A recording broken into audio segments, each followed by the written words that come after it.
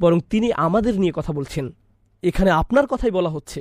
আল্লাহ এখানে আপনার কথা বলছেন, অন্য কারো না। এই বিষয়টি এই সূরার একটি বৈশিষ্ট্যকে তুলে ধরে, সেটা হলো মুখে বলা খুবই সহজ। এই সূরায় কি বলা হয়েছে, কি তুলে ধরা হয়েছে, যেটা আমি আজকে আপনাদের সামনে তুলে ধরব ইনশাআল্লাহ।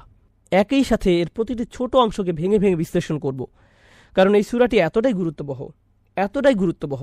সুতরাং আমি এর মূল কথাকে আপনাদের সাথে তুলে আনবো ইনশাআল্লাহ। প্রথমত, আমরা সাফল্য ও বেঁচে থাকা এই দুটির পার্থক্য আলোচনা করেছি।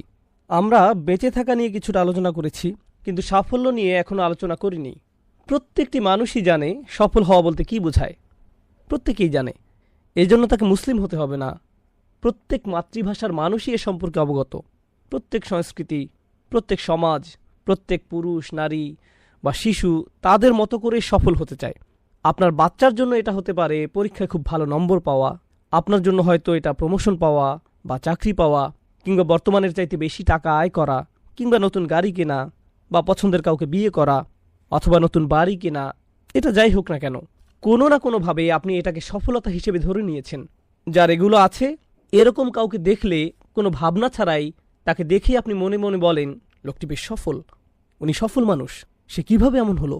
অন্যভাবে বললে, এটা হয়তো আপনি মুখে বলেন না, কিন্তু মনে মনে এটাই চলতে থাকে। আমি আপনাদের নিজেদের জন্য একটা পরীক্ষার কথা বলবো। আপনি হয়তো আপনার এলাকায় হাঁটতে বেরিয়েছেন, একটি খুব সুন্দর বাড়ি দেখলেন। এটা দেখে কি আপনার চোখ কয়েক সেকেন্ডের জন্য স্থির হয়ে যায়? কয়েক সেকেন্ডের জন্য আপনি হয়তো ওখান দিয়ে চলে যাচ্ছিলেন, কিন্তু তখনই দাঁড়িয়ে গেলেন, ওয়াও, এটা খুব সুন্দর। কারণ আপনি তখন ভাবতে থাকেন, ওই লোকটি সফলতার এক ধাপ পাড়ি দিয়েছে। এটা কিন্তু আমাদের মনের ভিতরে চলে, যা আমাদের আকাঙ্ক্ষিত বস্তু, সেটা পেলেই আমরা সফলতা মনে করি। আপনি হয়তো মসজিদের পার্কিং দিয়ে যাচ্ছিলেন, তখনই একটা চমৎকার গাড়ি দেখলেন, খুবই সুন্দর একটা গাড়ি। আপনার চোখ কি কিছু সময়ের জন্য স্থির হয়ে যায়? এবং এটার ডিজাইন খুব খুঁটিয়ে একটু দেখেন, নেভিগেশনটা দেখে, ওয়াও, এটা খুবই সুন্দর। আপনার চোখ এতে চলে যায়। আপনি মনে মনে ভাবেন, এটাই সফলতা। ধার্মিক হিসেবে আপনি হয়তো বলবেন, না, জান্নাত পাওয়াই হলো সফলতা।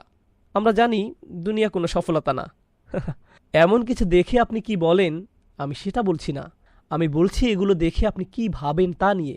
আসলে আমাদের বাচ্চারা এদিক থেকে আমাদের চেয়ে অনেক সৎ। আমি বাচ্চাদের উপর এই পরীক্ষাটা করেছি, আর আমাদের সবার জন্যই প্রযোজ্য এগুলো। আমি আমার বাচ্চাদের সাথে রাস্তা দিয়ে হাঁটছিলাম, আমরা রাস্তায় একজন ভিখারিকে দেখলাম। সে রাস্তার পাশে একটা বক্সের ভেতরে থাকে, আর তার পাশেই একটা বাড়ির দরজা আছে, আর সেই দরজায় একজন মানুষ দাঁড়ানো ছিল। ওই বাড়িতে থাকে, খুবই ধনী মানুষ। এদের কাকে আপনার সফল মনে হয়? বাচ্চারা কি বলেছিল জানেন? আসল উত্তর, যে লোকটি বাড়ির দরজায় দাঁড়ানো সে সফল, যে বক্সের মধ্যে থাকে সে ব্যর্থ, যে বিশ্ববিদ্যালয়ে পাশ করেছে সে সফল, যে পাশ করতে পারেনি সে ব্যর্থ, যে ইলেকশনে জিতেছে সে সফল, যে জিততে পারেনি সে ব্যর্থ। আমরা এভাবেই সফলতা ব্যর্থতার পরিমাপ করি। যে চাকরি পেয়েছে সে সফল, যে পায়নি সে ব্যর্থ, যে ব্যবসা এগিয়ে যাচ্ছে সে সফল, যে তেমন আগাতে পারছে না সে ব্যর্থ। এভাবেই আমরা সফলতা ব্যর্থতা পরিমাপ করি। এভাবে ভাবাটা খুবই স্বাভাবিক, কিন্তু আমরা এই সূরায় খুবই ভিন্ন কিছু জানতে পারছি। আমরা দেখতে পাচ্ছি এসবের কোনো কিছুই সফলতা কিংবা ব্যর্থতার মাপকাঠি নয়। অনেক ধন সম্পদের মালিক হওয়া, যা আপনি এখনও পাননি এমন কিছু পাওয়া, এগুলো পাওয়া আপনাকে সফল বানায় না, আর এগুলো না পাওয়াও আপনাকে ব্যর্থ বানায় না। এগুলোর সাথে সফলতা বা ব্যর্থতার কোনো সম্পর্ক নেই। আচ্ছা, আসুন অতীত থেকে কিছু উদাহরণ দেই। আমি জানি না এখনও এগুলো আছে কিনা। আমি একবার এক বন্ধুর বাসায় দেখেছিলাম, এগুলোকে বলা হতো সেলিব্রিটি ক্রিব। জানি না আপনারা দেখেছেন কিনা। বিখ্যাত মানুষদের বাড়িতে এর আয়োজন করা হয়, তাদের বাড়ি দেখানো হতো, হয়তো সেটা কোটি টাকার বাড়ি। মুসা আলাহিসাল্লামের সময়ে প্রাচীন মিশরে এরকম সেলিব্রিটি ক্রিব কার ছিল? ফেরাউন। তার বাড়ি কয়েক মাইল দূর থেকেও দেখা যেত। সেটা এত সুন্দর ছিল যে এখনও সেই স্থাপত্য শৈলী আমাদের নজর কাড়ে। এর ভিত্তি খুবই মজবুত, এটা ইতিহাসের স্মৃতিস্তম্ভ। এটা ছিল তার ক্রিব। কিন্তু এরপরেও সে কি সফল? সে হলো ব্যর্থতার সেরা উদাহরণ। কেউ যদি অনেক টাকা জমাতে পারে, আমরা বলি সে খুব উন্নতি করেছে, তার কোনো ঋণ নেই, সে সফল মানুষ। সে হয়তো অবসরের জন্য খুব ভালো পরিকল্পনা করেছে। কোরআনে কারুনের কথা এসেছে, তার চাইতে বড় সম্পদশালী কি আর কেউ ছিল? তার মজুদের ঘরের চাবি রাখার জন্য আলাদা লোক ছিল। ধন সম্পদ এত বেশি ছিল যে ধন সম্পদ তো পরের কথা, সেটা মজুদের ঘরের চাবি রাখার জন্য কয়েকজন লোক থাকত, সেটার তালা খোলার জন্য। সুবহানাল্লাহ। আরেকটি ব্যর্থতার বড় উদাহরণ। অপরদিকে দেখুন, কেউ যদি তার দেশ থেকে বহিষ্কৃত হয়, আমরা তাকে ব্যর্থ বলে ধরে নেই। এটা খুবই লজ্জাজনক ও অপমানজনক, তাই না? রাসূলুল্লাহ সাল্লাল্লাহু আলাইহি সাল্লাম কি তার নিজ ভূমি মক্কা থেকে বিতাড়িত হয়েছিলেন? হ্যাঁ, হয়েছিলেন। হয়তো আপনার বাড়ির আশেপাশেই কোনো গাছের গুঁড়ি আছে, কারো যদি থাকার জায়গা না থাকে আর সে যদি গাছের গুঁড়িতে থাকে, আপনি তাকে ব্যর্থ বলবেন। এটা খুবই দুঃখজনক। রাসূলুল্লাহ সাল্লাল্লাহু আলাইহি ওয়াসাল্লাম গুহায় থাকতে বাধ্য হয়েছিলেন। কোনো প্লেট নেই, কোনো খাবার নেই, লতাপাতা খেয়ে। ইতিহাসের সেরা সফলতার উদাহরণ ছিল এটা। এখনকার সময় এরকম কাউকে দেখলে আপনি কখনোই সফলতা মনে করবেন না। এটা আপনার মাথায় আসবে না। কেউ যদি বাড়ি থেকে বহিষ্কৃত হয়, সে তখন রাস্তায় থাকে, এটা পরিষ্কার ব্যর্থতা। ইব্রাহিম আলাইসাল্লাম কি তার বাড়ি থেকে বিতাড়িত হয়েছিলেন? হ্যাঁ, হয়েছিলেন। এরপরেও মানব সভ্যতার ইতিহাসের সেরা সফলতার উদাহরণ এটা। আমরা এসব উদাহরণগুলো থেকে কি শিখছি? সেটা হলো, সফলতা ব্যর্থতা নিয়ে আমরা যেভাবে ভাবি, সেটা আল্লাহ যেভাবে আমাদেরকে ভাবাতে চান তার অনুরূপ নয়। এটা পুরোপুরি ভিন্ন। আর তারপর যখন আমরা আমাদের চিন্তাগুলোকে পুনরায় সাজাতে থাকি, আমরা দেখতে পাই আমাদের সমাজ খুবই সংকটে রয়েছে। আর এই সব কিছুই এই সূরার শিক্ষা। আজকের সমাজে, আজকের বিশ্বে কিছু বিষয়কে সফলতা হিসেবে ধরা হয়, আর আপনাকে একের পর এক বলা হয় এগুলোই হলো সফলতা। অন্যভাবে বললে, সফলতার ভুল সংজ্ঞা আপনার দিকে প্রতিনিয়ত তীরের মতো ছোড়া হচ্ছে। আপনি কিছুই করতে পারবেন না। আপনি হয়তো আপনার কম্পিউটার অন করেছেন, সেখানে আপনি দেখবেন অ্যাডে দেখাবে আপনার কোন ধরনের গাড়ি কেনা উচিত, আপনার কেমন হওয়া উচিত। আর আপনার সার্চ করা বিষয়গুলোর উপর দোকানগুলো নির্দিষ্ট পরিমাণ ছাড় দিবে। বিলবোর্ডে দেখবেন আপনার বাড়িটা কেমন হওয়া উচিত। যতভাবে অ্যাডভার্টাইজ করা যায় তার সবটাই আপনার উপর প্রয়োগ করা হচ্ছে। এমনকি আমাদের বাবা মা ও মুরব্বীদের মধ্যেও, আমাদের তরুণদের মধ্যেও, আপনার কোন কলেজে যাওয়া উচিত, আপনার কেমন চাকরি করা উচিত, কোথায় আপনার বাড়ি কেনা উচিত, অনবরত আমাদের বলা হচ্ছে সফলতা এটা, সফলতা এটা, সফলতা এটা, একের পর এক প্রতিনিয়ত। আর জানেন তো, যখন আপনাকে কোনো কিছু বারংবার বলা হয়, যদিও সেটা ভুলও হয়ে থাকে, তখন কি ঘটে? আপনার মনে হতে থাকে সেটা ঠিক, সেটার প্রভাব আপনার উপর পড়ে। যদি আপনার আশেপাশের মানুষেরা বারংবার আপনাকে বলে আর বোঝায় যে এটাই হলো সফলতা, তখন বিষয় এমন হয় যে সবাই বলছে এটা সফলতা, তাহলে আমি মনে হয় এটাকে সফলতা না ভেবে ভুল করছি।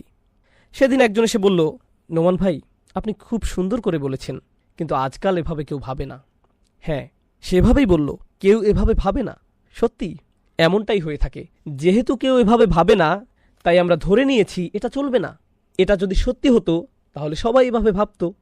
কিন্তু আমরা এটাও জানতে পারছি সত্য কখনো মিষ্টি হয় না, সত্য হলো তিক্ত। আমি এখনও কোনো কাজের কথা বলিনি, আমি শুধু মনোভাব পরিবর্তনের কথা বলেছি। এই দুনিয়াবী জীবনের প্রতি আমাদের মনোভাবের কথা, শুধু এটা নিয়েই কথা বলেছি, মনোভাবের পরিবর্তন। এই দুনিয়ার সাথে সফলতার কোনো সম্পর্ক নেই। এখানে একটু বলে রাখি, সন্দেহ দূর করার জন্য, আমি বলছি না যে এই দুনিয়াটা খারাপ জায়গা, কারণ আল্লাহ বলছেন, খলাকালাকুম মা ফিল আরদি জামিআ, জমিনে যা কিছু আছে সব কিছু তিনি তোমাদের জন্য সৃষ্টি করেছেন, এই সবই আমাদের জন্য। তাহলে আমরা কিভাবে এই দুইয়ের মধ্যে সামঞ্জস্য করব? আমরা জেনেছি যে ধনী হওয়া কোনো খারাপ কিছু নয়, সুন্দর একটি গাড়ি থাকা খারাপ কিছু নয়, সুন্দর জামাকাপড় থাকা খারাপ নয়। কিন্তু আপনি যদি মনে করেন সেটা হলো সফলতা, তাহলে আপনি ভুল করছেন। দুনিয়ার নানা কিছু আপনার থাকলে কোনো সমস্যা নেই, দুনিয়াকে ভালোবাসা হলো সমস্যা। যার দুনিয়া আছে এমন কারো বিরুদ্ধে আল্লাহ তাআলা কিছু বলেননি, তিনি তাদের বিরুদ্ধে কথা বলেছেন যারা এই দুনিয়ার প্রতি প্রভাবিত হয়েছে। ওয়া আসার আল হায়াত দুনিয়া, সে দুনিয়ার জীবনকে প্রাধান্য দেয়। ক্ষতিগ্রস্ত না হয়েও আপনার অনেক ধন সম্পদ থাকতে পারে, আপনি সেটা পারবেন। আবার আপনি অনেক গরিব হয়েও দুনিয়ার প্রতি আসক্ত হতে পারেন, এতে আপনি ক্ষতিগ্রস্ত হবেন, ক্ষতির মধ্যে পড়বেন। বাহ্যিক কোনো কিছু নিয়ে আলোচনা করার আগে আমাদের প্রথম চিন্তা হলো আমাদের অন্তরের ভিতরে কি আছে। তাহলে এটাই হলো সফলতা বনাম বেঁচে থাকা। এতক্ষণ আমরা জানলাম যে আমরা কিভাবে সফলতা নিয়ে আমাদের ধারণাগুলো পুনরায় সাজিয়ে নিতে পারি। এই কৃতজ্ঞতা হলো আল্লাহর সাথে আমাদের সম্পর্ক তৈরির প্রথম পদক্ষেপ। আমরা যদি আমাদের লক্ষ্যে পৌঁছাতে চাই, আমাকে আমার নিজের সাথে, আপনাকে আপনার নিজের সাথে আলোচনা করতে হবে যে কোন কোন জিনিসের জন্য আমরা আল্লাহর প্রতি কৃতজ্ঞতা প্রকাশ করব। আনিশকুরলিল্লাহ। মুসা আলাইহিস সালাম একটি ভ্রমণের উদ্দেশ্যে যাত্রা করেন, কারণ আল্লাহ তাকে একজনের কাছ থেকে শিক্ষা গ্রহণের আদেশ করেন। কোরআনের বাইরে তার নাম পাওয়া যায়, আর তা হলো খাজির বা খিজির, কিন্তু কোরআনে তার নাম উল্লেখ করা হয়নি। কোরআনে তাকে উল্লেখ করা হয়েছে আবদাম মিন ইবাদিনা, অর্থাৎ আমার বান্দাদের মধ্যে একজন বান্দা। অতীতে বহু নবীর আগমন ঘটেছে, যেমন বনী ইসরায়েলদের একটি ঘটনা ইঙ্গিত করে কোরআনে বলা হয়েছে, ইদ ক্বালু লিনাবিয়্যিল্লাহুম ইবআস লানা মালিকান, যখন তারা বলেছে নিজেদের নবীর কাছে যে আমাদের জন্য একজন বাদশা নির্ধারণ করে দেন। বাইবেলে উল্লেখ আছে তারা এটা তাদের নবী সামাইল আলাইহিস সালামের কাছে বলেছিলেন, কিন্তু কোরআনে তার নাম উল্লেখ করা হয়নি। সুতরাং কখনো কখনো আল্লাহ নাম উল্লেখ করেন, আবার কখনো কখনো করেন না। আমাদের প্রায় সকল আলেমদের মতে লোকমান নবী ছিলেন না, তাকে নবী হিসেবে বিবেচনা করা হয় না, তথাপি তার নাম উল্লেখ করা হয়েছে কোরআনে। প্রথমে যে বিষয়টি এখানে লক্ষণীয় তা হলো আল্লাহ এই ব্যক্তির নাম উল্লেখ করার মাধ্যমে তাকে বিশেষ মর্যাদা দিয়েছেন। রাসূলুল্লাহ সাল্লাল্লাহু আলাইহি সাল্লামের জীবনে এমন অনেক ঘটনা রয়েছে যেখানে আল্লাহ কোনো কোনো ক্ষেত্রে সাহাবীদের নাম উল্লেখ না করেই ওই ঘটনার বর্ণনা দিয়েছেন। আবু বকর রাদিয়াল্লাহু তাআলা আনহুর নাম উল্লেখ করা হয়নি, আল্লাহ শুধু বলেছেন ইয ইয়াকুলু লিসাহিবিহি লা তাহজান, যখন তিনি আপন সঙ্গীকে বললেন বিষণ্ণ হয়ো না। আল্লাহ এভাবে বলেননি যে যখন তিনি আবু বকরকে বললেন লা তাহজান। কারো নাম উল্লেখ করার মাধ্যমে আল্লাহর পক্ষ থেকে তাদের বিশেষ মর্যাদা প্রদান করা হয়। হযরত লুকমানকে কোরআনে এমনই একটি বিশেষ মর্যাদা দেওয়া হয়েছে। আমি আরেকটি বিষয় সবার দৃষ্টি আকর্ষণ করতে চাই। কোরআনের এই অংশে আল্লাহ আমাদের যে শিক্ষা প্রদান করেছেন তাকে হালকাভাবে নেওয়া যাবে না। এই ঘটনাগুলো ইতিহাসের এমন সব মুহূর্ত যা কোনো ঐতিহাসিকের পক্ষে লিপিবদ্ধ করা সম্ভব নয়। এই অনুচ্ছেদে যে ঘটনাটির বর্ণনা দেওয়া হয়েছে তা হলো একজন পিতা এবং তার সন্তানের মাঝে কথোপকথন।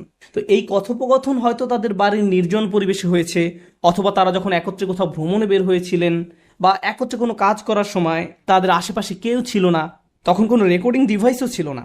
কত বিলিয়ন ট্রিলিয়ন সময় পিতামাতা তাদের বাচ্চাদের সাথে কথা বলেন, এমন ঘটনা প্রতিদিন ঘটে। এটা আমাদের জীবনের অংশ।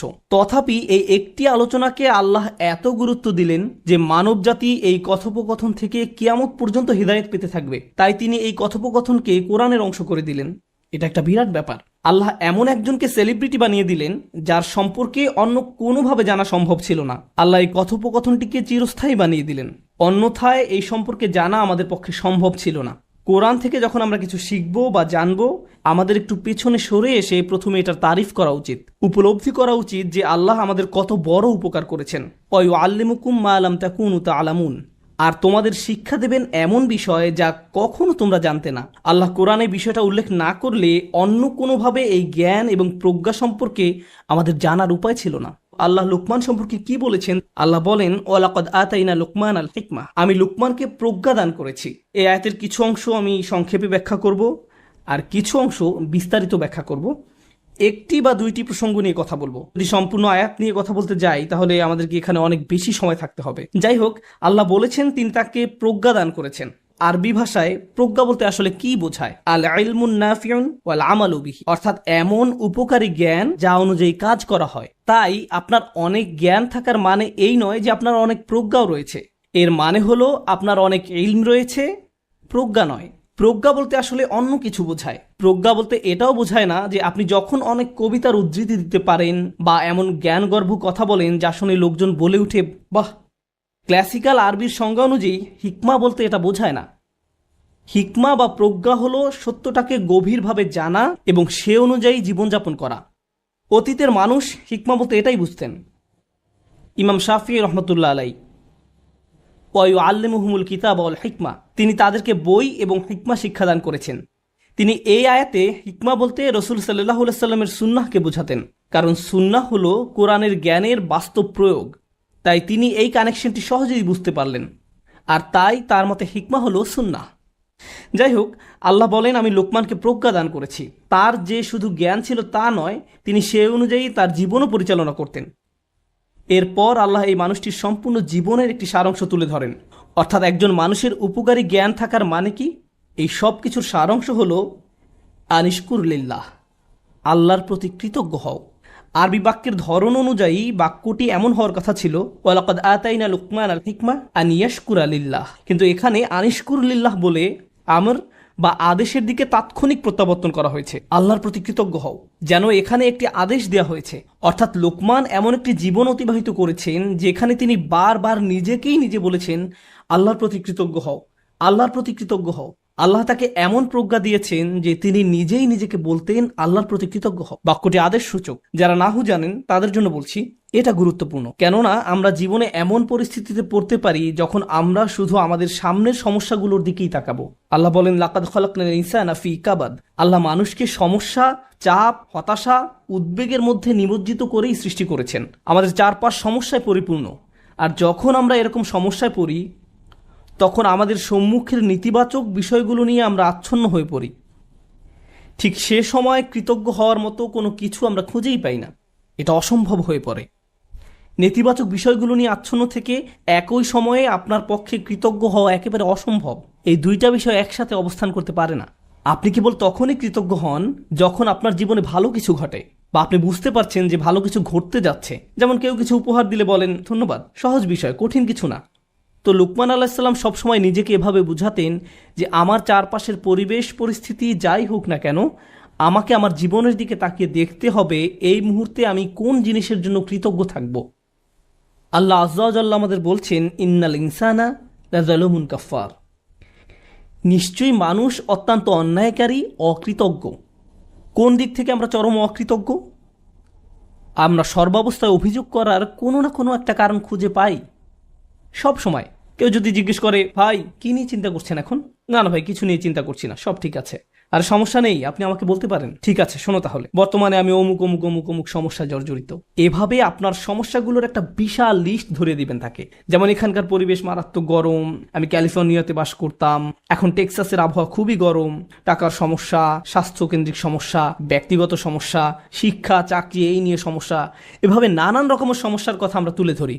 এভাবে চিন্তা না করে আপনি যদি একটু থেমে নিজেকে প্রশ্ন করেন এই মুহূর্তে আমি কোন কোন বিষয়ের জন্য কৃতজ্ঞ থাকতে পারি, এটা আসলে কঠিন একটা অনুশীলন। আমি এই মুহূর্তে কিছুই চিন্তা করতে পারছি না। ইসলাম সম্পর্কে আপনার যতই জ্ঞান থাকুক না কেন, আপনার যত বড় দাড়ি থাকুক না কেন, বা আপনি যত শক্ত হিজাবই পরিধান করেন না কেন, এই কৃতজ্ঞ হওয়ার সাথে আমাদের বাহ্যিক ইসলামের কোনো সম্পর্ক নেই। এর সম্পর্ক আমাদের অন্তরের সাথে। আমি আপনি হয়তো কোরআনে হাফিজ হতে পারি, আমাদের সারা দুনিয়ার সকল জ্ঞান থাকতে পারে, কিন্তু সব সময় নেগেটিভ চিন্তা করার কারণে অন্তর থেকে কৃতজ্ঞতা বোধ হারিয়ে যেতে পারে। চলুন শুকর শব্দটি নিয়ে গভীরভাবে বোঝার চেষ্টা করি। শুকর হামদের চেয়ে ভিন্ন। কোরআন শুরু হয়েছে আলহামদুলিল্লাহ দিয়ে। হামদ শব্দটি দিয়ে দুটি বিষয় বোঝায়, বিষয়টি মনে রাখুন। আমি জানি খুতবায় আমি অনেক কিছু বলি, তার থেকে কিছু বিষয় এখান থেকে চলে যাওয়ার পরেও মনে রাখুন। সেরকম একটা বিষয় হলো হামদ দিয়ে দুটি বিষয় বোঝায়, প্রশংসা এবং কৃতজ্ঞতা। প্রশংসা এবং কৃতজ্ঞতা এর মানে কি? আপনি যখন পাশ দিয়ে একটি সুন্দর গাড়ি চলে যেতে দেখেন, হয়তো বলে ওঠেন গাড়িটা অনেক সুন্দর। আপনি তো আর গাড়িটার প্রতি কৃতজ্ঞতা প্রকাশ করেন না, আপনি শুধু গাড়িটার প্রশংসা করেন। কিন্তু কেউ যদি আপনাকে সুন্দর একটি গাড়ি উপহার দেয় তখন কি করেন? তাকে বলেন থ্যাংক ইউ। এর নাম কৃতজ্ঞতা। কখনো কখনো আপনি কৃতজ্ঞ হওয়া ছাড়াও প্রশংসা করতে পারেন, আবার কখনো কখনো আপনি প্রশংসা না করেই কৃতজ্ঞতা প্রকাশ করতে পারেন। এরকমও ঘটে। যেমন ইব্রাহিম আলাইসাল্লাম তার পিতার প্রতি কৃতজ্ঞ ছিলেন, যেহেতু তার পিতা তাকে বড় করেছেন, কিন্তু তার বাবার প্রশংসা করতে যাবেন না, কেননা তার বাবা মূর্তি তৈরি করতেন। প্রশংসা না করেই তার প্রতি কৃতজ্ঞ থাকতে পারেন। মুসা আলাইসাল্লাম ফেরাউনের প্রতি কৃতজ্ঞ ছিলেন, যেহেতু ফেরাউনের ঘরে তিনি বড় হয়েছেন, কিন্তু তার মানে এই নয় যে তিনি ফেরাউনের প্রশংসা করতে যাবেন। যেমন কখনো কাউকে যদি ধন্যবাদ জানান, সে চায় আপনি তার প্রশংসাও করবেন, কিন্তু আল্লাহর সাথে ব্যাপারটা ভিন্ন। আল্লাহর সাথে প্রশংসা এবং কৃতজ্ঞতা সবসময় একত্রে ব্যবহৃত হয়। কিন্তু আজকের আলোচ্য আয়াতগুলো আসলে প্রশংসা সম্পর্কে নয়, কারণ এখানে আনিহমাদ লিল্লাহ বলা হয়নি। খেয়াল করেছেন তো? এখানে বলা হয়েছে আনিশকুর লিল্লাহ, শুধু কৃতজ্ঞতা, জাস্ট কৃতজ্ঞ হওয়া। আমরা আল্লাহর প্রশংসার দিকে যাচ্ছি না। যখন কৃতজ্ঞতা এবং প্রশংসা একত্রিত হয় তখন আমরা বলি হামদ। এটা আসলে হামদের পূর্বের ধারণা। এই কৃতজ্ঞতা হলো আল্লাহর সাথে আমাদের সম্পর্ক তৈরির প্রথম পদক্ষেপ। আমরা যদি আমাদের লক্ষ্যে পৌঁছাতে চাই, আমাকে আমার নিজের সাথে, আপনাকে আপনার নিজের সাথে আলোচনা করতে হবে যে কোন কোন জিনিসের জন্য আমরা আল্লাহর প্রতি কৃতজ্ঞতা প্রকাশ করব। আনিশকুর লিল্লাহ। আমি আপনাদের পূর্বেই বলেছিলাম, প্রজ্ঞা মানে শুধু উপকারী জ্ঞান নয়, এটা শুধু উচ্চমানের চিন্তার নাম নয়। এর সম্পর্ক জ্ঞান অনুযায়ী আপনার আচরণ কতটুকু পরিবর্তিত হচ্ছে তার সাথে সম্পর্কযুক্ত। আপনারা সম্ভবত এই কথাটি বহুবার শুনেছেন, গ্লাস কি অর্ধেক খালি নাকি অর্ধেক পূর্ণ? যে সবসময় আল্লাহর প্রশংসা করে সে অর্ধেক পানি পেয়েই আল্লাহর প্রশংসা করবে, আর যে অকৃতজ্ঞ সে বলবে গ্লাসটি কেন পরিপূর্ণ না, পানি কেন ঠান্ডা নয়, কেন এই রুমটি এত গরম। অসম্পূর্ণতা নিয়ে সব অভিযোগ। যে আল্লাহর প্রতি কৃতজ্ঞ নয় তার মনোভঙ্গি এমনই, সে এমন আচরণই রপ্ত করে। তারপর আল্লাহ বলেন, তিনি বলেন ওমা ইয়াশকুর ফা ইন্নামা ইয়াশকুরু লিনাফসিহি, যে কৃতজ্ঞতা প্রকাশ করে, অর্থাৎ শুধু লুকমান আলাইসাল্লাম নয়, যে কেউ কৃতজ্ঞতা প্রকাশ করে সে তা নিজের কল্যাণেই করে। হয় আমি সবসময় লোভী এবং অসুখী, যেমন আমি আমার সম্পর্কগুলো নিয়ে অসুখী, আমার সন্তানদের নিয়ে অসুখী, আমার পিতামাতাকে নিয়ে অসুখী, বন্ধুদের নিয়ে অসুখী, চাকরি নিয়ে অসন্তুষ্ট, যে জামা কাপড়গুলো পরিধান করি তা নিয়ে অসন্তুষ্ট, আমার চেহারা নিয়ে অসন্তুষ্ট, পড়ালেখা নিয়ে অসন্তুষ্ট, আমার সম্পর্কে মানুষের মতামত নিয়ে আমি অসন্তুষ্ট। এভাবে সব সময় আমি কিছু না কিছু নিয়েই অসন্তুষ্ট থাকি। আমি এমনই। আপনার অবস্থা যদি এমন হয়, আপনি সারাক্ষণ যদি বিভিন্ন জিনিস কামনা করতে থাকেন, এই আয়াতটি আমাদের শিক্ষা দিচ্ছে যে আপনি এর মাধ্যমে আসলে নিজেকেই কষ্ট দিচ্ছেন। আপনি নেগেটিভ চিন্তার মাঝে নিজেকে ডুবিয়ে রাখছেন, আর এটা আপনাকে অসার, নিস্তেজ বানিয়ে ফেলছে। প্রকৃতপক্ষে কৃতজ্ঞতার জিন্দেগি পরিত্রাণ নিয়ে আসে। এটা আপনাকে নেগেটিভ চিন্তা থেকে মুক্তি দান করে। ফলে আপনি অনেক বেশি কর্মক্ষম থাকেন, সক্রিয় থাকেন।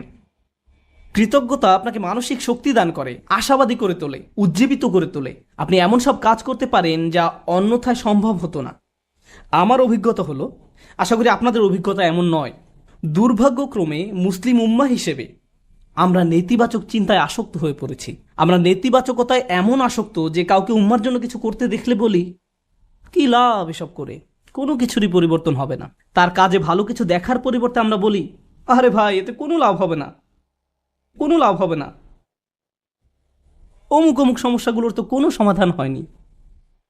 ফিরে আসো, আমাদের সাথে নেগেটিভ ক্লাবে যোগ দাও।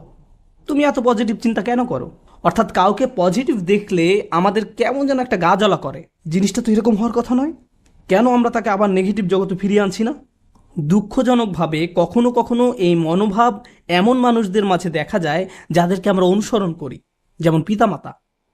যখন একজন পিতা সবসময় নেতিবাচক চিন্তা করেন, যখন মা সবসময় নেগেটিভ চিন্তায় ডুবে থাকেন, কিভাবে সেই পরিবারে কৃতজ্ঞ ছেলে মেয়ে বেড়ে উঠবে? তারা যদি আপনাকে সবসময় অভিযোগ করতে দেখে, সব সময় আপনাকে দুঃখ ভারাক্রান্ত দেখে, আপনার বাচ্চারা যদি আপনাকে কখনো কোনো কিছুর জন্য কৃতজ্ঞ হতে না দেখে, কার কাছ থেকে তারা কৃতজ্ঞতা শিখবে? এমন অনেক মুসলিম আমার কাছে আসে যারা নিজেদের ধার্মিক মুসলিম হিসেবে পরিচয় প্রদান করে না। আমি আপনার কিছু ভিডিও দেখেছি, কিন্তু আমি আসলে কখনো মসজিদে যাই না। আমি তখন জিজ্ঞেস করলাম যে কেন আপনি নিজেকে ধার্মিক মুসলিম হিসেবে পরিচয় দেন না? নিজেকে ধার্মিক মুসলিম সমাজের অংশ মনে করতে আপনার দ্বিধা কেন? উত্তরে তারা কি বলে জানেন? তারা বলে এই ধার্মিক মুসলিমরা সব সময় বিপর্যস্ত থাকে, তাদের সবসময় রাগান্বিত দেখায়। কিভাবে এমনটা হলো? যে মানুষদের কাছে স্বর্গীয় ব্যাপার রয়েছে তাদের অবস্থা এমন কি করে হলো? এই আয়াতে প্রজ্ঞা বলতে কৃতজ্ঞতা বোঝানো হয়েছে। হিকমার সারমর্ম হলো, হিকমার নির্যাস হলো শুকর বা কৃতজ্ঞতা। যে নিয়মিত আল্লাহর দিন সম্পর্কে জ্ঞান লাভ করতে থাকে তাকে কেন এমন দুর্দশাগ্রস্ত লাগবে? মূলত আপনি যত বেশি কৃতজ্ঞ হবেন, আপনাকে তত বেশি ইতিবাচক দেখাবে। সব সময় সবকিছুতেই আপনি ইতিবাচক দিকটি খুঁজে পাবেন। এমনকি যখন আমরা দুঃখ ভারাক্রান্ত হয়ে পড়ি, তখন আমরা নিজেদের এই বলে প্রবোধ দেব যে আমি এই মুহূর্তে কোন কোন বিষয়ের জন্য কৃতজ্ঞ থাকতে পারি। তারপর নিজের মনকে শক্ত করে আবার দাঁড়িয়ে যান। এখন আমার মুসা আলাহিসাল্লামের কথা মনে পড়ে গেল। আমি আসলে সব সময় মুসা আলাহিসাল্লামের এই ঘটনাটি দ্বারা অনুপ্রাণিত হই। তিনি নীল নদ পার হয়ে অপর প্রান্তে চলে গেলেন। তার সাথে বনি ইসরায়েলের হাজার হাজার মানুষ, আর সবাই ঘরবাড়িহীন, নিঃস্ব। তার উপর তারা মরুভূমিতে বিচরণ করছেন। তাদের মাথার উপর কোনো ছাদ নেই। পুরুষ, নারী, শিশু, বৃদ্ধ সবাই হয়তো কষ্টে কান্নাকাটি করছে। আমরা এখন টেক্সাসের 100 ডিগ্রি ফারেনহাইট তাপমাত্রায় 20 মিনিট থাকতে পারি না, বলে উঠি আমাকে এখনই বাসায় যেতে হবে। আর তারা মরুভূমিতে বাস করছেন। এখন মুসা আলাইসাল্লাম তাদেরকে শান্ত করার লক্ষ্যে তাদের উদ্দেশ্যে বক্তব্য দিবেন। তিনি তাদেরকে বললেন, লা ইন শাকারতুম লা আযীদান্নাকুম, যদি তোমরা কৃতজ্ঞ হও আমি তোমাদের বাড়িয়ে দেব। আমি ভেবেছিলাম যে তিনি তাদের ধৈর্য ধরা নিয়ে খুতবা দিবেন, কিন্তু না, তিনি তাদের উদ্দেশ্যে কৃতজ্ঞতা নিয়ে খুতবা দিলেন। কেউ হয়তো বলতে পারে, আরে আমরা কি নিয়ে কৃতজ্ঞ হব? আবহাওয়ার অবস্থা দেখেছ, আমাদের বাচ্চাদের অবস্থা, আমরা ক্ষুধায় কাতর, গায়ের জামাটা ছাড়া আর কোনো জামা নেই, আমাদের কোনো খাবার নেই। কৃতজ্ঞ কিসের জন্য কৃতজ্ঞ হব? আপনি যদি একটু থেমে চিন্তা করেন, কারণ ফেরাউনের বাহিনী তোমাদের হত্যা করতে পারেনি, অথবা তোমরা ডুবে যাওনি, অথবা তোমরা এখন আর মিশরীয়দের দাস নও, তোমাদের বাচ্চাদের আর জবাই করা হচ্ছে না, তোমাদের মহিলাদের আর নিপীড়িত জীবনযাপন করতে হচ্ছে না, চোখের সামনে মহিলাদের নির্যাতিত হওয়ার দৃশ্য আর পুরুষদের দেখতে হচ্ছে না, তোমরা এই সব কিছুর জন্য কৃতজ্ঞ নও? অভিযোগ করছো? কৃতজ্ঞ হওয়ার জন্য আপনি সব সময় কিছু না কিছু খুঁজে পাবেনই। সব সময় এমন কিছু পাবেন যা আরও খারাপ হতে পারত। সুতরাং এই ধরনের প্রজ্ঞা নিয়ে বেঁচে থাকা খুবই কঠিন। কিন্তু কেউ যদি এভাবে জীবনযাপন করতে পারে তাহলে সে শুধু নিজেরই উপকার করলো। অমাইয়াশকুর ফা ইন্নামা ইয়াশকুরু লিনাফসিহি, যে কৃতজ্ঞতা প্রকাশ করে সে তা নিজের কল্যাণেই করে। আল্লাহ ওয়াদা করেছেন লা আযীদান্নাকুম, আমি তোমাদের আরো বেশি দান করব। আল্লাহ আপনার জীবনের প্রতিটি ক্ষেত্রেই আপনাকে সমৃদ্ধি দান করবেন, যেমন হেদায়েত, স্বাস্থ্য, রিজিক সহ সকল ক্ষেত্রে সবকিছুই ঠিক হয়ে যাবে যদি আমি আর আপনি আল্লাহর প্রতি কৃতজ্ঞ হতে পারি। এটাই এখানে প্রজ্ঞা। তারপর তিনি বলেন ওমান কাফারা ফা ইন্নাল্লাহা গানিয়্যুন হামিদ, আর যে কৃতজ্ঞ হয় আল্লাহ অভাবমুক্ত। আল্লাহ হলেন গানি এবং হামিদ, তিনি ধনী এবং প্রশংসিত। অর্থাৎ আপনার প্রশংসা তার দরকার নেই, মানুষের প্রশংসার দরকার হয়, কিন্তু আল্লাহর প্রশংসার দরকার নেই। কিছু মানুষ বলে কেন আমি তার প্রতি কৃতজ্ঞ হব, তোমাদের প্রভুর কেন এত প্রশংসা দরকার হয়। সাধারণ নাস্তিকরা এই প্রশ্ন করে, কেন তোমাদের রব সবসময় প্রশংসা করতে বলে। আল্লাহ বলেন তিনি হলেন গানি, তার কোনো কিছুর প্রয়োজন নেই, তার প্রশংসার দরকার পড়ে না, এটা তোমাদের জন্য। এই প্রশংসা করার মাধ্যমে তোমরাই উপকৃত হবে। তিনি হলেন হামিদ, তোমরা প্রশংসা করো বা না করো তিনিই প্রশংসার মালিক। শুধু শুকর বা কৃতজ্ঞতা নয়, বরং হামদ বা প্রশংসাও তার অধিকারভুক্ত। তিনি আপনার প্রশংসার জন্য অপেক্ষা করেন না। তারপর এই মানুষটি হযরত লোকমান, যিনি কৃতজ্ঞতা এবং শুকরিয়ার জিন্দেগি যাপন করতেন, আর এই দুইটি গুণ তার জীবনের সব কিছুতেই দীপ্তি ছড়িয়েছিল। তিনি কোনো কিছু সম্পাদন করতে গেলে এই গুণগুলো তার মনোভঙ্গি ঠিক করে দিত। আপনি কি কাজ করেন সেটা যেমন গুরুত্বপূর্ণ, তার চেয়েও বড় গুরুত্বপূর্ণ ব্যাপার হলো এই কাজের প্রতি আপনার মনোভঙ্গি কেমন। শুধু কি করেন তাই নয়, বরং কিভাবে করেন সেটাও গুরুত্বপূর্ণ। আপনারা উভয়ে বিসমিল্লাহ বলে খাওয়া শুরু করেছেন, সব কিছু দেখতে একই রকম, কিন্তু একজনের কৃতজ্ঞতার মনোভঙ্গি ছিল আর অন্যজনের সেটা ছিল না। একজন এই দুনিয়া এবং পরকাল উভয় জগতেই লাভবান হবে, অন্যজন হবে না। অন্যজন এই সমস্ত উপকারের দরজা বন্ধ করে রেখেছে, কারণ যে দৃষ্টিভঙ্গিতে সে খেয়েছিল সেটা কৃতজ্ঞতার দৃষ্টিভঙ্গি ছিল না। শুকর শুধু কাজের নাম নয়, এটা মনোভঙ্গিরও নাম। এখন তিনি তার ছেলেকে কি বললেন, ওয়াইজ ক্বালা লুকমানু লিইবনিহি ওয়া হুয়া ইয়াইযুহু। লুকমান যখন উপদেশ দেওয়ার সময় তার ছেলের দিকে ফিরে বললেন, হে আমার ছেলে, আমার প্রিয় সন্তান, লা তুশরিক বিল্লাহ, আল্লাহর সাথে শিরক করো না, আল্লাহর কোনো অংশীদার সাব্যস্ত করো না। কিন্তু আলোচনার সূত্রপাত তো শিরক দিয়ে হয়নি, মূর্তি পূজা নিয়ে তো এই কথাবার্তা শুরু হয়নি। আলোচনা তো ছিল কৃতজ্ঞ হওয়া নিয়ে। আমরা শাব্দিক দৃষ্টিকোণ থেকে একটি বিষয় এখানে শিখছি, শিরক এবং শুকর এর একটি শাব্দিক মিল আছে। কিন্তু আরেকটি বিষয় আমাদের এখানে জানতে হবে, আল্লাহ আমাদের এখানে শেখাচ্ছেন তার সাথে আমাদের সম্পর্কের মূল কেন্দ্রবিন্দু হলো আসলে কৃতজ্ঞতা। আমাদের আল্লাহর প্রতি যত ধরনের অনুভূতি রয়েছে, আমরা তার দাস, আমরা তাকে ভয় করি, আমরা তার কর্তৃত্ব মেনে নিয়েছি, আমরা জানি যে তিনি আমাদের সৃষ্টিকর্তা। এই সব কিছুই সত্য, কিন্তু এই সব কিছুর মাঝে আল্লাহর সাথে সত্যিকারের সম্পর্ক তৈরি করতে হলে আমাদের অন্তরে যা থাকতে হবে তা হলো কৃতজ্ঞতাবোধ। যদি অন্তরে এর উপস্থিতি না থাকে, তাহলে অন্তর এমন এক ধরনের শিরকের বসবাস হবে যার সাথে আমরা যুদ্ধ করে পারবো না। কারণ এটা দেখতে মূর্তির মতো নয়, এটাকে দেখতে মিথ্যে কোনো খোদার মতো মনে হয় না। এটা এমন এক ধরনের মূর্তি যার বসবাস অন্তরে। তো তিনি তার সন্তানকে বলেন, আল্লাহর সাথে শিরক করো না, আল্লাহর প্রতি অকৃতজ্ঞ হয়েও না বলার পরিবর্তে তিনি এই কথা বললেন, কারণ তিনি যেহেতু মনে করেন কৃতজ্ঞ হওয়াই আসলে প্রজ্ঞা। আল্লাহর পাশাপাশি কোনো কিছুকে স্থাপন করো না। আমরা এটা কিভাবে বুঝব? লুকমান তার ছেলেকে আসলে কি শিক্ষা দিচ্ছেন? প্রসঙ্গত এটা শুধু সন্তানের সাথে পিতার কথোপকথন নয়, বরং এটা এমন যে কারো জন্য হতে পারে যার অধীনে কেউ বাস করে। আপনার জীবনে যদি এমন কেউ থাকে যে আপনার কাছ থেকে প্রজ্ঞার তালাশ করে, বিশেষত আমি বাবাদের উদ্দেশ্যে বলছি, এমনকি এর বাইরেও আপনি হয়তো বড় ভাই, আপনি এমন পজিশনে আছেন যেখানে অন্যরা আপনার অনুসরণ করে, সেক্ষেত্রে আপনার উচিত এই শিক্ষাটি তাদের নিকট পৌঁছে দেয়া। আমি নিজেকে এই প্রশ্নটি করি। আপনাদের কাউকে কাউকে আল্লাহ অনেক কিছু দিয়েছেন, যেমন আপনাদের হয়তো ভালো চাকরি আছে, ভালো ব্যবসা আছে, টাকার সমস্যা নেই, গাড়িও আছে, আপনার সব কিছুই আছে। ফলে আপনার বাচ্চাদের জীবন আপনার নিজের জীবনের চাইতেও অনেক বেশি সহজতর। কিন্তু আপনি যখন ছোট ছিলেন, আপনার জীবন এতটা সহজ ছিল না। আমার এখনো মনে আছে, ঈদের সময় আমরা বার্গার কিনতাম। আমরা একটা বার্গার কিনে পুরো পরিবার সবাই ভাগ করে খেতাম। এটাই ছিল আমাদের ঈদ। আমি আমার বোনের টুকরার দিকে তাকিয়ে থাকতাম, কারণ মাঝখানে টুকরাটা ছিল সবচেয়ে বড়। অনেক বাচ্চারা প্রথম টুকরাটা চায়, কিন্তু প্রথম টুকরাটিতে তো শুধুই রুটি। এখানে আসল কথা হলো আমাদের বাচ্চারা এসব জানে না। তারা এভাবে বলে, আমি আমারটাতে চিজ চাই, আমারটাতে মেয়োনিজ চাই, কেউ বলে আমারটাতে চিজ না পেঁয়াজ চাই। আমার বাল্যকাল আর তাদের বাল্যকাল একরকম নয়। তারা কষ্ট দেখে না। যখন আপনার টিনেজ বাচ্চা বলে আমি ঠিক শিওর না কোন কলেজটাতে ভর্তি হব, কোন গাড়িটা যে পছন্দ করি, আপনার হয়তো তখন মনে পড়ে, ভাই আমি পাবলিক বাসে ধাক্কাধাক্কি করে কলেজে যেতাম, সকালবেলা পত্রিকা বিতরণ করতাম, কাজে 3 মিনিট দেরিতে পৌঁছানোর জন্য চাকরি হারিয়েছিলাম, আমি কোনো মতে টিউশন ফি দিতাম, বাসায় নিয়মিত বাজারও থাকতো না। আর আমার বাচ্চারা এখন বলছে তারা শিওর না কোন গাড়িটা কিনবে।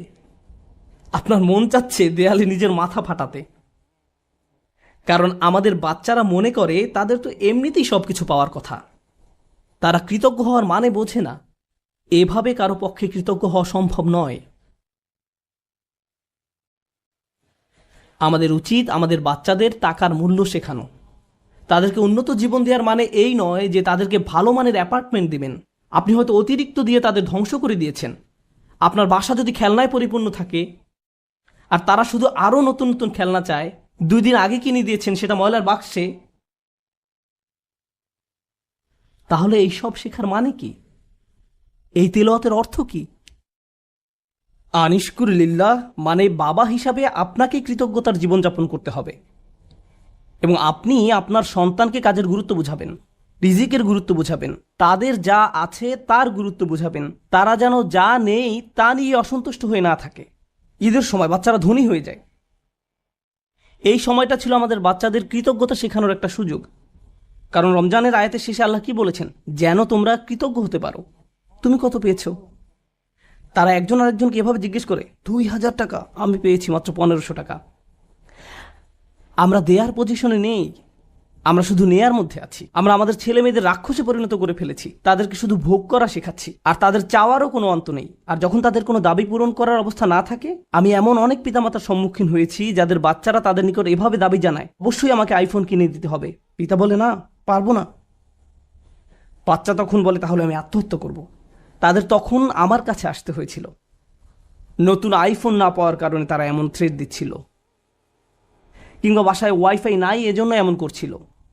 এটা কৃতজ্ঞতার সম্পূর্ণ বিপরীত আচরণ। আর এমন আচরণ হলো আল্লাহর সাথে এক ধরনের শিরক। যখন কৃতজ্ঞতা হারিয়ে যায়, যা বাকি থাকে তা হলো শিরক। আপনি আত্মসমর্পণ করতে চান, যার কথা শুনতে চান, যাকে সন্তুষ্ট করতে চান, সে হলো নিজের ইচ্ছা আকাঙ্ক্ষা, নিজের ভোগ বিলাসিতা, নিজের কামনা বাসনা। বাচ্চারা এসব জানে না। তাদেরকে দেখিয়ে দিতে হবে, বোঝাতে হবে। আপনি তাদেরকে যা বানান তারা তাই হবে। আমরা তাদের প্রতি এমন অন্যায় আচরণ করতে পারি না। আপনার টাকা আছে বলেই যে তাদের সব দাবি পূরণ করতে হবে এমনটা নয়। অবশ্য বিপরীত অবস্থাও আছে। অনেক পিতামাতা তাদের বাচ্চাদের কিছুই কিনে দেয় না, তারপর তারা এই খুতবা ব্যবহার করে। না, এটা করবেন না।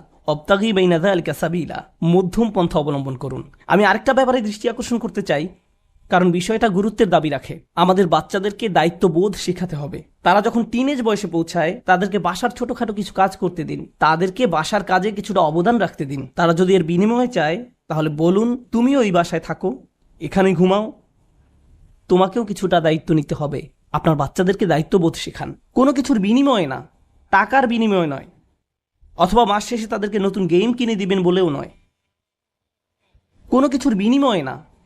যদি আমরা সব সময় এমনটা করি, যদি তাদেরকে শুধু ভোগ করতে শিখাই আর তারা শুধু আপনার নিকট বিনিময় চাইতে থাকে, এটা করলে আমাকে কি দিবা, ওটা করলে আমাকে কি দিবা, যদি আপনার বাচ্চাদের আল্লাহর প্রতি কৃতজ্ঞ হতে না শেখান, তাহলে কিভাবে তারা আপনার প্রতি কৃতজ্ঞ হবে? এই দুইটা বিষয় কি সম্পর্কযুক্ত নয়? আল্লাহ বলছেন, আনিশকুরলি ওয়া ওয়ালিদাই, আমার প্রতি ও তোমার পিতামাতার প্রতি কৃতজ্ঞ হও। এই দুইটা ব্যাপার সম্পর্কযুক্ত। আমরা যদি আমাদের সন্তানদের তাদের যা আছে তার জন্য আল্লাহর প্রতি কৃতজ্ঞ হতে না শেখাই, তাহলে আমি আপনাদের গ্যারান্টি দিয়ে বলছি, তারা স্বাধীন হয়ে যাবে। যখনই তারা স্বনির্ভর হয়ে যাবে, তারা আলাদা হয়ে যাবে। আপনার কলের কোনো জবাব দেবে না, মেসেজের কোনো উত্তর নেই, তারা আপনাকে উপেক্ষা করে, অগ্রাহ্য করে, যখন তখন বাসা থেকে বের হয়ে যায়। আপনি তখন ভাবেন, কি হলো এই বাচ্চার? আমি তার জন্য সব কিছু করলাম, আমি সারা জীবন তোমাকে দিয়ে গেলাম, এখন তুমি আমাকে কিছুই দিচ্ছ না। হ্যাঁ, কারণ এখন আর আমার আপনাকে প্রয়োজন নেই। আপনার কি প্রয়োজন? আর আমি স্বাধীন, ওই লেনদেন তো শেষ হয়ে গেছে, ধন্যবাদ, বাই। এখন আমরা তাজ্জব হয়ে বসে আছি, কিন্তু সম্ভবত আমরাই তাদেরকে নষ্ট করে ফেলেছি। মানে অতি ভালোবাসা দেখিয়ে আমরা তাদের ধ্বংস করে ফেলেছি। ইন্নামা আমওয়ালুকুম ওয়া আওলাদুকুম ফিতনা, আল্লাহ একটি কারণে এই কথা বলেছেন। তোমাদের সম্পদ এবং সন্তান সন্ততি তোমাদের জন্য একটি বড় পরীক্ষা। বিশেষত ছেলে মেয়েদের পেছনে যদি নিয়ন্ত্রিত উপায়ে টাকা পয়সা খরচ করা না হয়, তাহলে তারা বিশাল এক পরীক্ষার বিষয়ে পরিণত হবে। মাঝে মাঝে বাচ্চাদের কোনো কিছু কিনে দেওয়া উত্তম, মাঝে মাঝে তারা যা চায় তা না